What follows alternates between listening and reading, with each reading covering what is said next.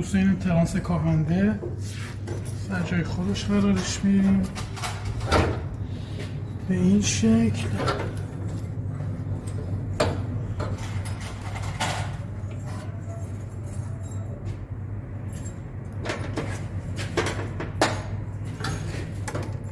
بزن.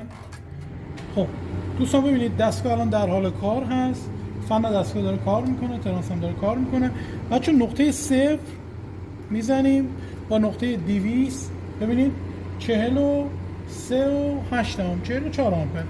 میایم رو 150 میایم دوباره روی پایینتر پایینتر پایینتر. میبینید الان تمامشون بچه ولتاژ رو داره. پس ما الان ولتاژ روی ترانسمون 44 ولت رو داریم. فقط این ترانس چه کاری انجام میده؟ این ترانس کاهنده میاد 200 5 دور اضافه میشه، از سر ورودیش میشه 200 5 دور اضافه میشه 150 5 دور اضافه میشه 100 50 و 25. این هم که میشه 0. پس طریقه بستن اگر لطف کنید جلو بیاید من اینجا یه توضیح راجع به ترانس بدم. ببین دوستان گفتیم ترانس اولیه که به برق وصل شد چی ثانویه‌مون 2 تا سر. ببینید یکی از سرها رو میگیریم اتصال به بدنه یعنی نقطه 0. الان وصل کردیم به نقطه 0 درسته. سر بعدی رو میایم میذاریم رو 200 و به این ترانس وصل میکنیم. به این ترانس میگن ترانس کاهنده. ببین بچه این نقطه شروع پیچش ترانس میشه 200. اومده اینجا 5 دور اضافه شده، از این زیر اومده 5 دور اضافه شده چند؟ اینجا شده 150 آمپر. دوباره 1 2 3 4 5 6 دور دوباره پیچوندن 100 آوردن بیرون.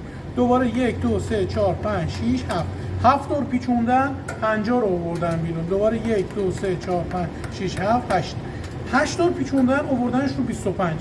پس ترانس کاهنده بچه یه سر داره یه ته داره. سرش میشه روی 200 5 دور یا 7 دور یا به تعداد دوری که طی محاسبات مشخص میشه میشمارن یه سر میدن بیرون سرش میشه 200 انتهاش میشه پایین ترین آمپر کاری ما.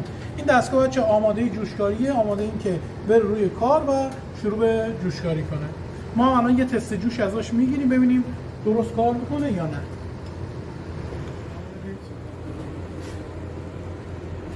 این بچه حالا میذاریم روی 200 ببینید 200 رو دقت کنید پایین اتصال درست قرار کنید. ببین بچه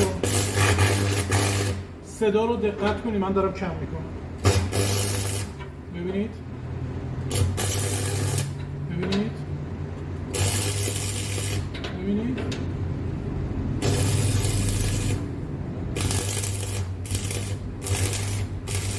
به این شکل دستگاه بچه آماده کار و تحویل مشتری است.